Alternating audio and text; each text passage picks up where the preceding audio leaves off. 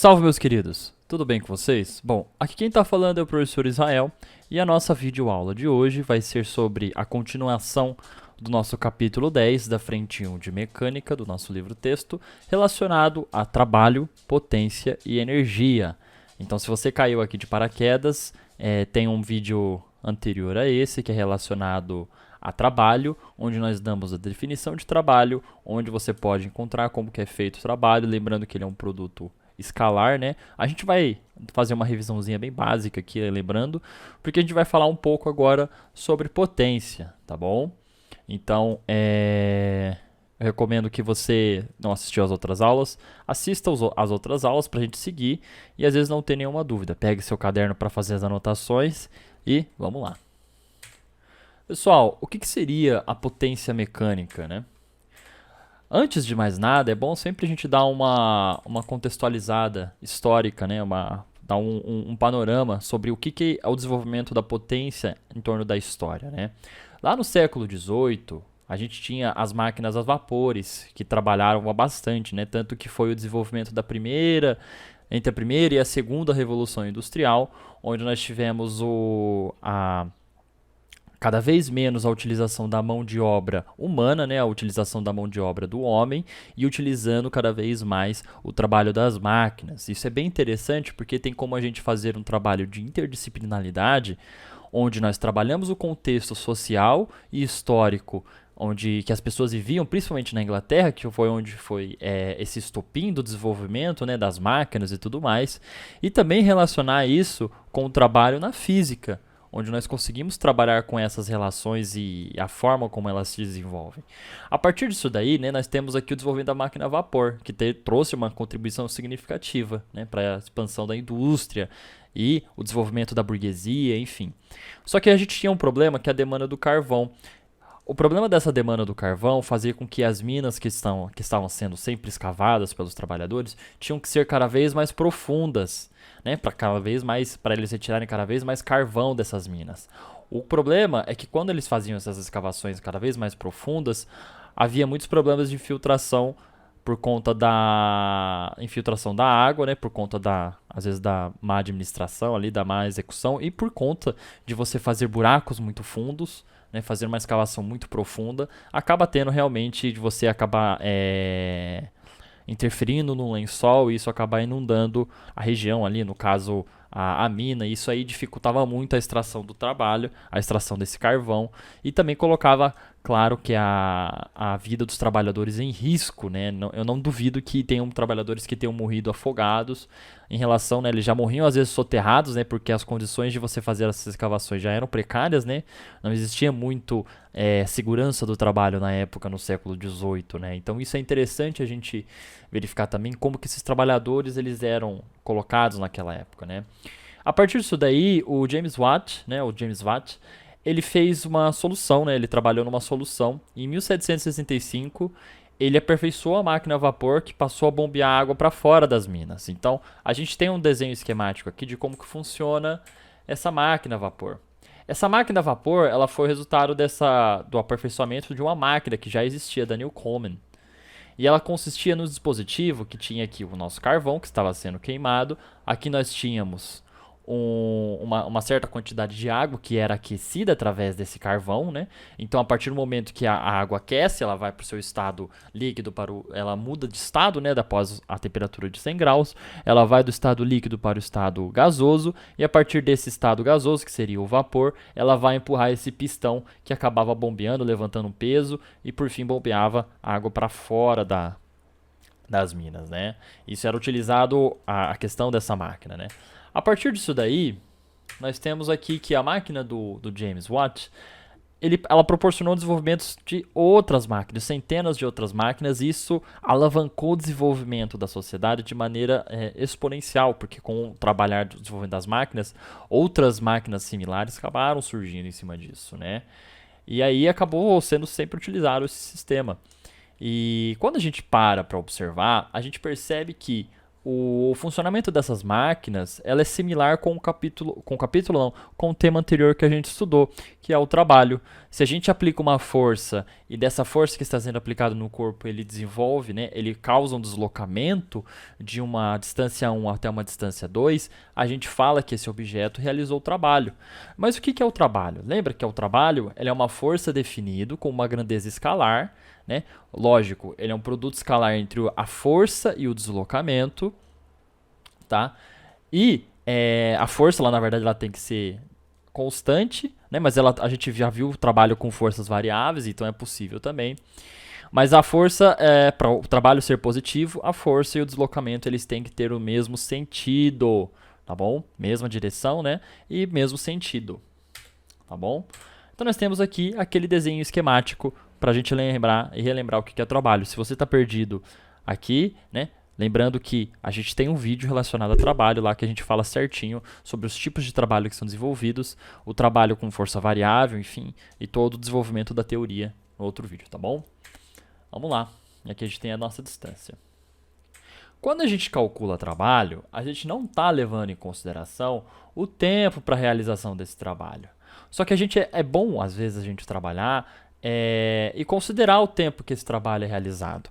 Quando nós começamos a trabalhar e considerar o tempo, né, o quão rápido com que o trabalho é realizado, antes nós só observávamos o trabalho como apenas aquela grandeza escalar no caso, né? Mas quando começamos a analisar o trabalho com quão rápido o trabalho pode ser feito, nós temos um outro nome que é relacionado à potência. O que seria a potência? A potência nada mais é do que a razão entre o trabalho executado por um objeto, seja pela máquina, enfim, por algum objeto, determinado objeto, em razão do seu tempo. Ela é a razão do trabalho pelo tempo. Tá? Ela não é difícil, não. Vamos lembrar aqui, ó, que esse T aqui, que parece um T diferente, ela é uma letra grega que é chamada de tal. Eu lembro que eu já falei para vocês na última aula, é o tal que significa trabalho. Onde nós temos que ΔT é o intervalo de tempo. Se você não lembra o que é esse triângulo a gente falou lá nas primeiras aulas, mas é sempre bom a gente lembrar aqui. Pessoal, esse triângulo aqui ele é chamado de delta, por isso que eu falei ΔT, e esse delta significa variação, final menos inicial, variação de qualquer coisa, que nesse caso aqui é o tempo que está sendo trabalhado. E aqui nós temos que o P, que na verdade é a pot, né, que é a potência. Tá bom? Quais são as unidades no SI, pessoal? O trabalho é dado em joule e o tempo é dado em segundos. Logo, a potência seria joule por segundo. O que seria joule por segundo? A relação de joule por segundo no Sistema Internacional de Medidas é chamada de watt, em razão do seu próprio inventor, do inventor da máquina, que aperfeiçoou a máquina, James Watt. Nós temos aqui que a potência, então, você vai trabalhar ela com watt. Ah, mas eu lembro de potência de eletrônico, de qualquer coisa, de equipamentos eletrônicos que eu vejo. Pessoal, é a mesma coisa, porque qualquer coisa que realiza trabalho, não é só na mecânica que você vai ver potência. Lembra que a gente falou lá no primeiro título? Potência mecânica, a gente está falando de potência mecânica. Qualquer relação de trabalho por tempo, razão de trabalho por tempo, você vai trabalhar com potência. Seja trabalho a potência de um equipamento, a potência elétrica de algum equipamento, ou a potência dos nossos músculos, né? No caso aqui, como nós temos aqui na curiosidade, que os nossos músculos, eles realizam trabalho quando se contraem e se distendem. Enquanto você está na academia se exercitando, os seus músculos estão realizando trabalho. E a velocidade que você faz determinado exercício, você tem a potência em cima desse trabalho. Logo, se você faz essa distensão e extensão do músculo, você realiza trabalho e você também você tem uma potência relacionada a esse exercício. Tanto que ele fala assim, ó, a potência muscular é da ordem de 373 watts por cada quilograma de massa muscular. Então você tem seus 60 quilos, seus 80 quilos, enfim, 40 quilos.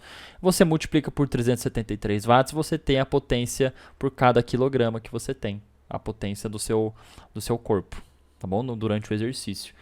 Alguns múltiplos da grandeza watt, que vocês podem até conhecer justamente quando vão pagar a conta de luz, às vezes. Nós temos o 1 kW, né, que é o kW, que é 1 kW, é equivalente a 10 à terceira. E esse quilo, ele está relacionado a 1000, né? Seria 1000 watts, né? 1000 watts. O que seria um megawatt? Um megawatt já seria 10 à sexta. 10 à sexta é uma grandeza relacionada a 1 milhão, então seria 1 milhão de watts, né? E o gigawatt seria uma grandeza de 10 à nona, que acho que seria 1 bilhão de megawatts. Tá? Eu posso estar errado aqui, mas é 10 à nona que é o gigawatts. Nós temos as relações até para a internet, né? Você lembra de kbyte, megabyte e o gigabyte que nós temos aqui também na internet, né? São grandezas, esse K, o M e o G são grandezas que você já está acostumado a enxergar em algumas coisas, né? Tanto que nós temos o quilo, né? Que também é relacionado a 10 à terceira. Nos jogos de RPG, nós temos essas unidades aqui, esse sisteminha que é utilizado para a gente trabalhar com grandezas bem maiores, tá? Quais são outras unidades que são importantes quando a gente trabalha com potência? Nós temos o cavalo a vapor. O cavalo a vapor, que é CV, ela é uma expressão que tem cavalo a vapor, que foi utilizada pelo próprio James Watt, que é para representar a potência da máquina a vapor. E ele observou que um cavalo ele conseguiria erguer 735,5 newtons a 1 metro de altura em um segundo. Então essa acabou sendo uma unidade que são utilizada, uma unidade de medida utilizada, que é esse cavalo a vapor aqui. Mas podem ficar tranquilos, porque boa parte dos exercícios que são trabalhados relacionados a isso, a gente trabalha sempre com watt.